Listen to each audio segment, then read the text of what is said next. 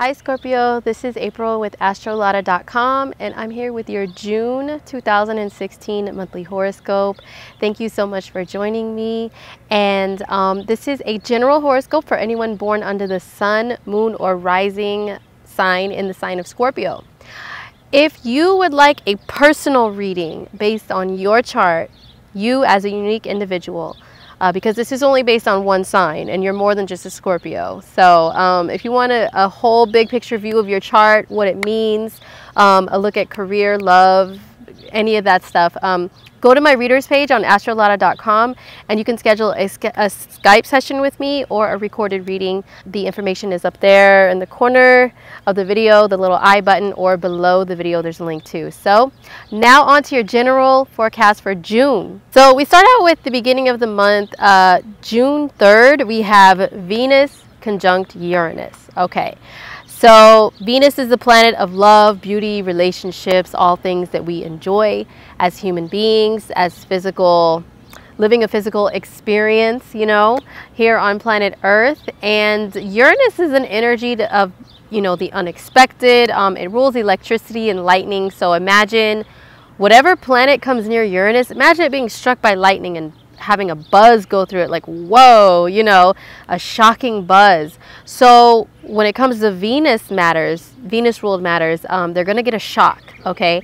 So for Scorpios, this is in our 6th house of work, the work environment. So there's a few scenarios here. Something could suddenly change within your work environment that involves feminine or, you know, maybe females. Maybe you suddenly have a female or like a Venus ruled person come into your work environment, okay? Like they all of a sudden come in, step in, and change something around for better or worse, just being honest. You can have just a change in your income, maybe a sudden burst, you know, of money and wealth added to the work that you do, because Venus does rule money. Maybe something is just, you know, you have these sudden creative genius ideas that happen, that come to you, that you incorporate into your work. Venus conjunct Uranus is a time where people feel like rebellious and quirky, and yeah, just like ideas come from out of nowhere. If you work in like a more conservative environment, when Venus is conjunct Uranus, you may feel like, you know, flipping off the dress code, just being honest. Like you may feel like just saying, forget this dress code. I'm going to dress how I want to dress. You may feel more rebellious in the work environment. Or, you know, Venus and Uranus together in general, it's relationships, sudden relationships. Maybe you can have a sudden romance happen within the workplace. Some of you Scorpios, I see you, especially because Venus rules Taurus, which is the 7th house of relationships for Scorpios.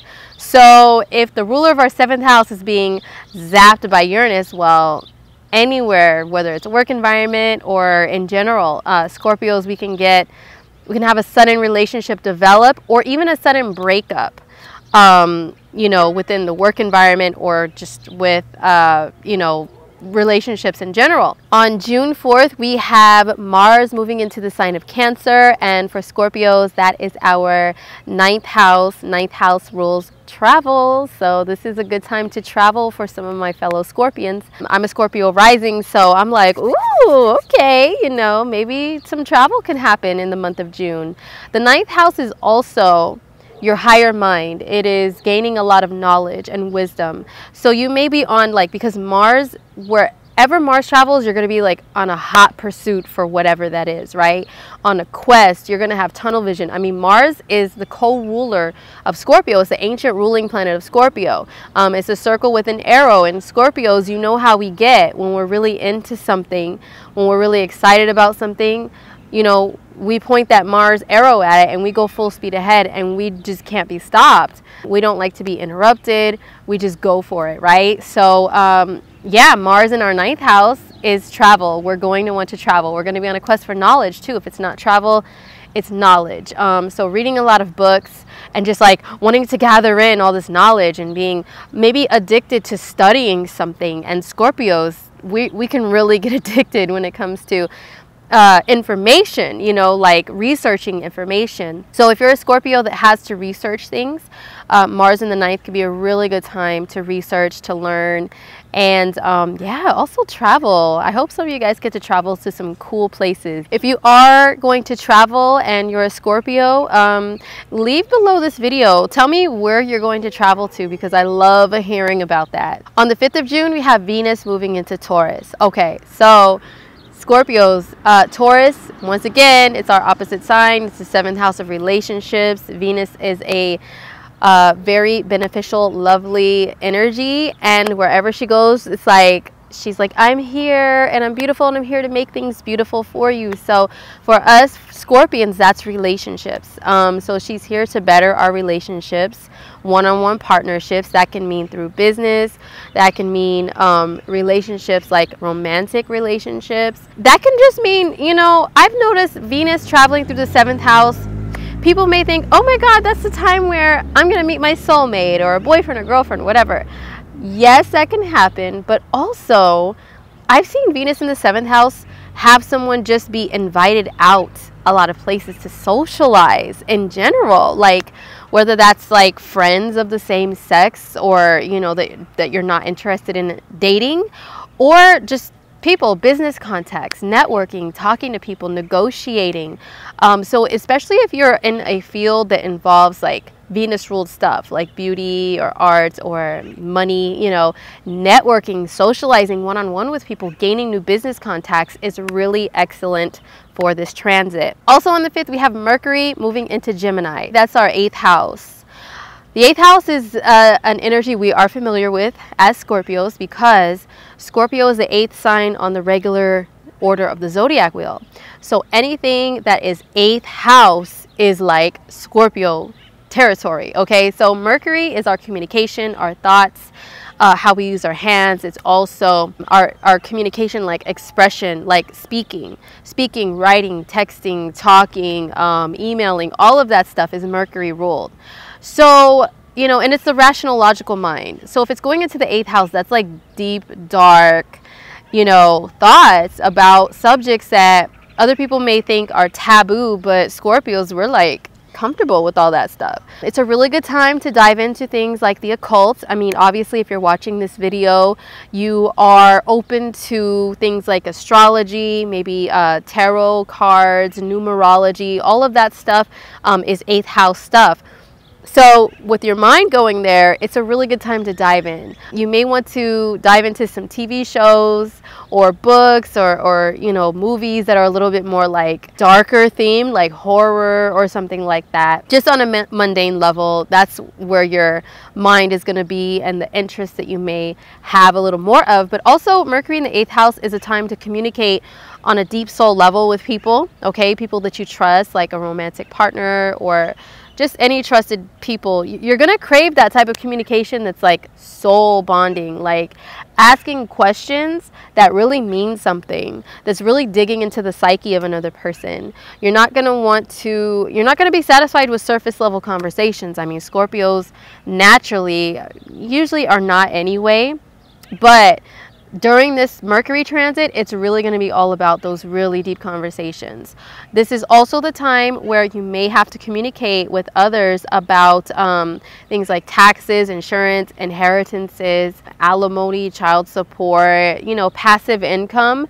Or, you know, passive income doesn't have to be any of that stuff. It can be like money that you generate, like you create a product and it just like you put it out there once and it just like generates income without you having to push and work really hard. That's also 8th house stuff too. So that is Mercury going into Gemini on the 5th.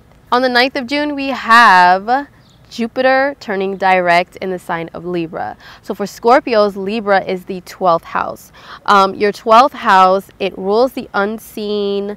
It rules, you know, like the spiritual realm, like ancestors that have passed on that may come to you with messages, spirits, spirit guides. If you believe in all of that stuff, it is also your spirituality, like prayer, meditation, connecting to the unseen world, pretty much the spiritual world. So with Jupiter there, oh my gosh, like a lot of us Scorpios, in the last almost year since Jupiter went into Libra in the fall of 2016, we've become so much more intuitive. Like the 12th house is behind the scenes, and it's kind of like you have an intuitive knowing, because Jupiter is knowing, it's knowledge of things that are going on behind the scenes. And it's really hard for people to BS you, you know what I'm saying? Like put things past you. It is already anyway, being a Scorpio, like difficult for people to try to hide things from you.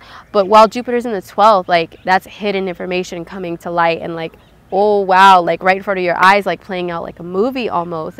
It's not hidden. So your intuition is going to be so much more on point when Jupiter moves forward. A lot of us Scorpios have been receiving messages from, you know, spirits and people in the spirit world through dreams. We may have loved ones that have passed on pop up through dreams for us. Just receiving a lot of messages through meditation, you know, all of that stuff is Jupiter in the 12th. So it's going to be rolling forward and, you know, moving that stuff along even more when Jupiter moves direct. Jupiter in the 12th is also like hidden blessings. It's kind of like you have a guardian angel looking out for you. So it's like maybe some of us Scorpions in the last like almost year have had incidents where we could have gotten hurt or in a lot of trouble, but it's like we have this little guardian angel like energy kind of telling us no, no, no, you know, don't do that, or, you know, looking out for us pretty much. Also on the 9th of June, we have a full moon in Sagittarius at 18 degrees of Sagittarius. So this is the moon in Sagittarius, which is our second house of money, how we earn money, okay, like through working and all that. And then we have the sun on the opposite end in Gemini in our 8th house of passive income.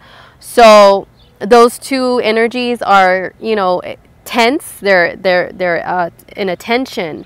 And then there's a breaking point and there's a final decision. That's usually what a full moon brings. So it's about money for Scorpios. Like maybe we might find a new way to earn money. Maybe a final decision is made in regards to a job, especially with, you know, we had this Venus in the 6th house with Uranus in the beginning of the month. Maybe it brought something about that changed our work environment, the way we work, or money involving work. And now here's another financial transit, this full moon, that brings things to a decision. So it's definitely based around money for Scorpio. So if you are a Scorpio that is looking for a job, looking for a secondary source of income, then this full moon will definitely bring you some answers. On the 21st of June, we have Mercury moving into Cancer. For Scorpio, that is your 9th house, the 9th house of travel and education.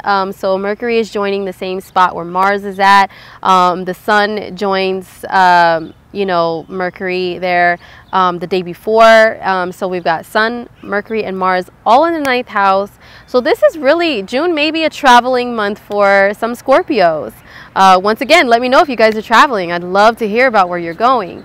If it's not travel, then it is broadening the horizons, broadening the mind through reading, through educating ourselves. Maybe some of us are going back to make, you know, like trying to figure out, should I go back to school? Should I take classes? Should I get certified in something?